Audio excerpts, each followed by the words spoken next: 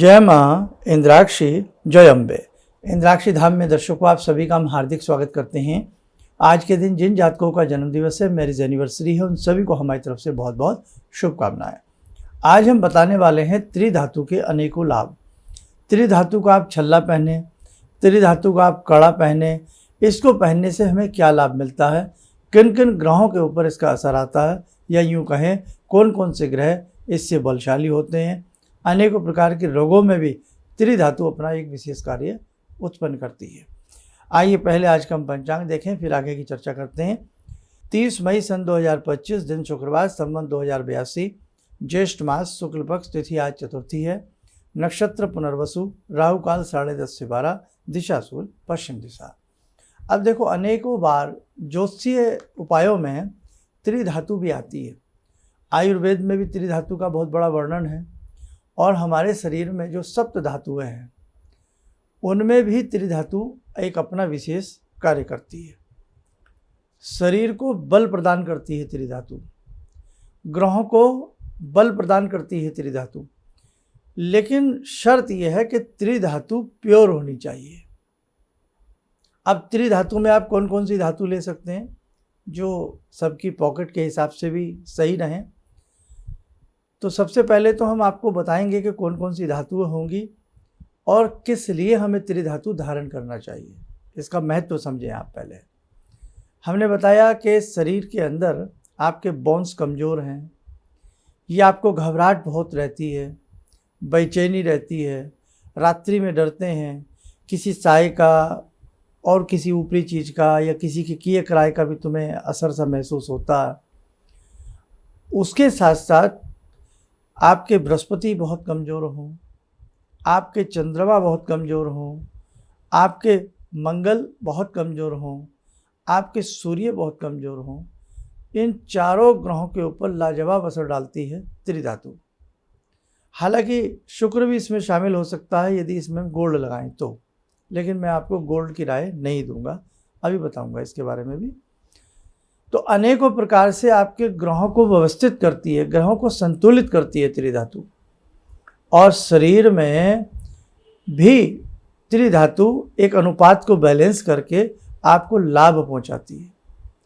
जो बहुत जल्द डरते हों, कोई चीज़ को फेस ना कर पाते हों, बहुत बच्चे ऐसे होते हैं, घबराहट ज़्यादा रहती है, किसी भी चीज़ को फेस नहीं कर पाते, वहाँ पर भी त्रिधातु अपना कमाल का असर छोड़ती है। भक्ति में, पूजा में, पाठ में मन ना रमता हो, वहाँ पर भी त्रिधातु आपके मन को मजबूत बनाती है। मंगल कार्यों से आप वंचित हो रहे हों, आपकी जमा पूंजी खर्च ज़्यादा हो रही हो, डिपॉजिट ना हो पा रहा हो, तो भी त्रिधातु आपके लिए सुंदर कार्य करती है। उसी के साथ साथ धातुओं का स्पर्श हमारी जो बॉडी से होता है, अनेकों प्रकार के चर्म रोगों को, बाह्य रोगों को दूर करती है त्रिधातु। किसी भी प्रकार की बुरी नज़र को दूर करती है त्रिधातु। अब देखो बेटे, अब त्रिधातु में कौन कौन सी 3 धातुएं हैं जो हमें धारण करनी चाहिए। पहली धातु आपकी कॉपर, तांबा। दूसरी धातु आपका पीतल, ब्रास। तीसरी धातु चांदी, सिल्वर।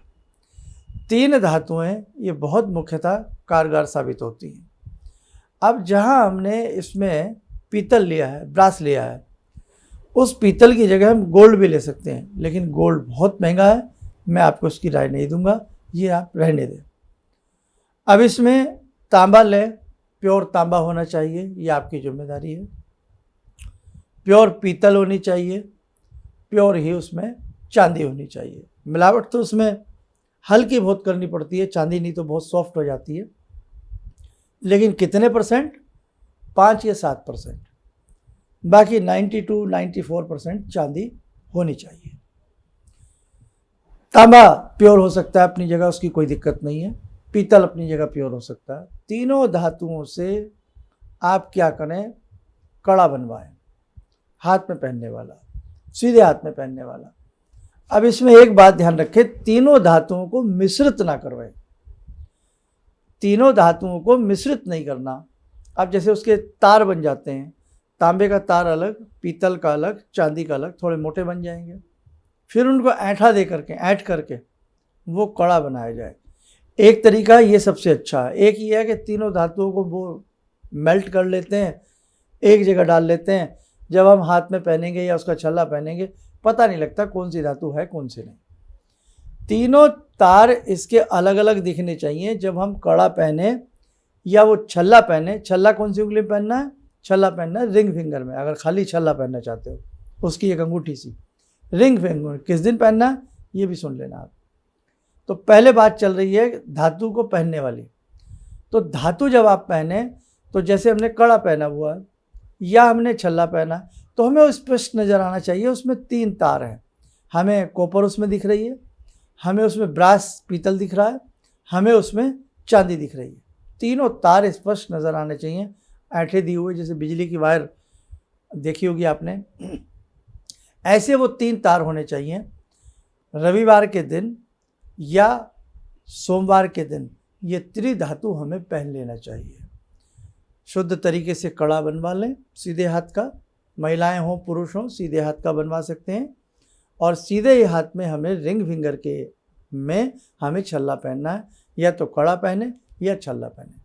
बहुत लोग इसकी बड़ी तरीके से इसकी गले की चैन भी बनवा लेते हैं और उस पर यदि अच्छी पॉलिश हो जाए तो बहुत सुंदर भी लगती है, मज़ा आता है। या उस पर बहुत लोग लॉकेट सा बनवा लेते हैं, ट्रायंगल नुमा लॉकेट बनवा लेते हैं, बहुत सुंदर लगता है, बहुत अच्छा लगता है। और उस पर विद्या के लिए एम बीज लिखवा सकते हैं, लक्ष्मी के लिए श्रीम बीज बीच में लिखवा सकते हैं। बहुत ऐसे सुंदर सुंदर तरीके हैं बेटे, बस हम करने वाले होने चाहिए। तो हमें रविवार के दिन पहनना है या सोमवार के दिन पहनना है। उसे अच्छे से शुद्ध जल से धो लो, गंगा जल से धो लो, कच्चे दूध से धो लो, हल्दी के जल से धो लो थोड़ा सा, और फिर शुद्ध जल से धो करके उस पर तिलक लगा करके धूप दीप अर्पण करके मंगल देवता का ध्यान करो मनी मन। ओम मंगलाय नमः बोल के चावल चढ़ाओ, ओम सूर्याय नमः बोल करके चावल चढ़ाओ, ओम चंद्राय नमः बोल करके चावल चढ़ाओ, ओम गुरुवे नमः बोल करके चावल चढ़ाओ, ओम शुक्राय नमः बोल करके चावल चढ़ाओ। क्योंकि चंद्र की धातु चांदी, शुक्र की धातु चांदी, पीतल जो है वो बृहस्पति की धातु हो गई, और जो इसमें कॉपर तांबा है वो सूर्य की ओर मंगल की धातु हो गई। तो आपके सूर्य, मंगल, चंद्र, बृहस्पति और शुक्र 5 ग्रहों को ये धातु कवर करेगी। और कितने का बनेगा ये? यदि सही आपको बनाने वाला सही कारीगर मिल जाए, आपको अच्छे से मिल जाए, तो ये बहुत महंगा नहीं बनेगा। ये बेटा ज़्यादा से ज़्यादा आप मान के चलें 500 रुपया। छल्ला पहनना है तो छल्ला तो 200-300 रुपये का ही बन जाएगा। कड़ा पहनना तो 500 से 1000 रुपये ज़्यादा से ज़्यादा, मैंने आपको बात बताई है। और कोई इसमें सिद्ध करने की ज़रूरत नहीं है। धातुएँ धातुओं क्या कौन सिद्ध कर सकता? वो अपने आप में मेटल है, अपने आप में सिद्ध हैं। ठीक है, तो उन चक्करों में मत पड़ना।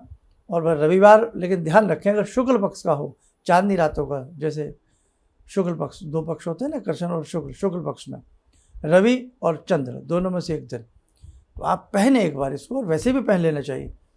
और ऐसे ही सोने का जल पीना, गोल्ड का जलपान करना, कॉपर का जलपान करना, पीतल का जलपान करना बड़ा ही बहुत बढ़िया होता है।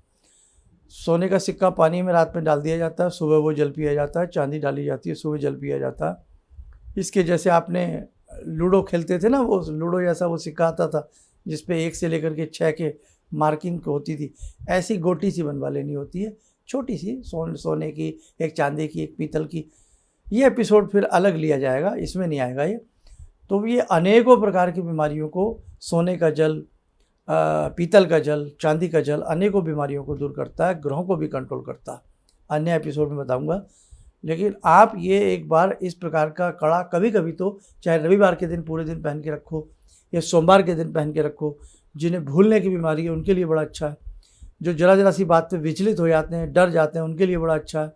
अधिक क्रोध आता है उनके लिए बहुत अच्छा है। चिड़चिड़े रहते हैं उनके लिए भी बहुत अच्छा है।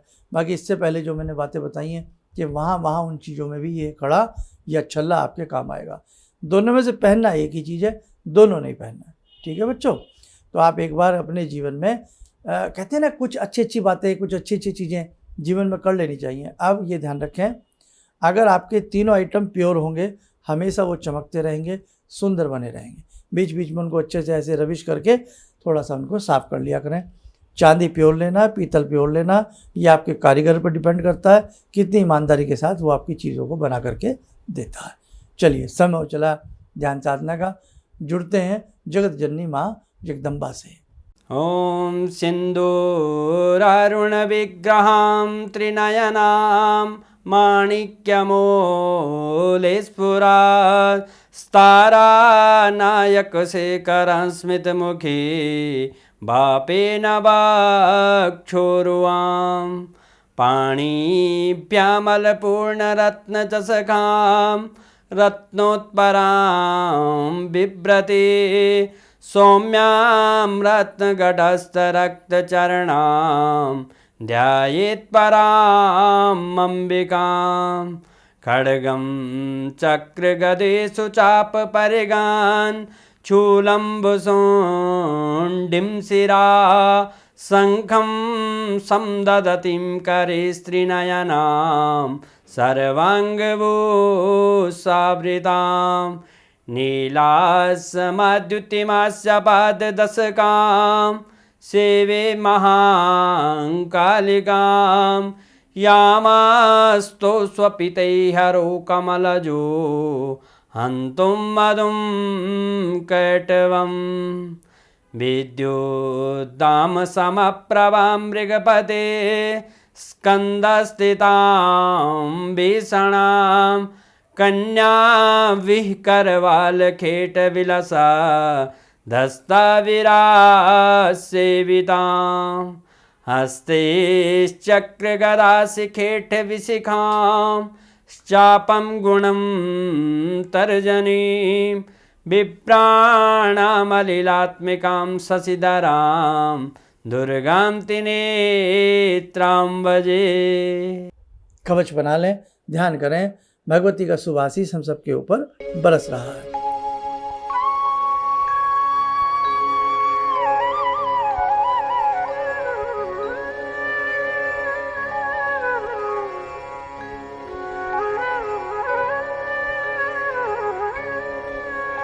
ओम बोलते हुए नेत्र खोलें, सामान्य हो जाएं।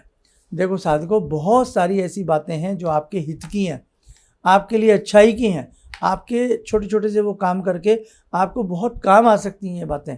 इसीलिए आप हमारे दोनों चैनल, हमारे नाम से और इंद्राक्षी धाम से, और ऐसे ही हमारा फेसबुक पेज, ऐसे ही हमारा इंस्टाग्राम, और ऐसे ही ये हमारा व्हाट्सअप चैनल, इन सबसे बेटे आप जुड़े रहिएगा।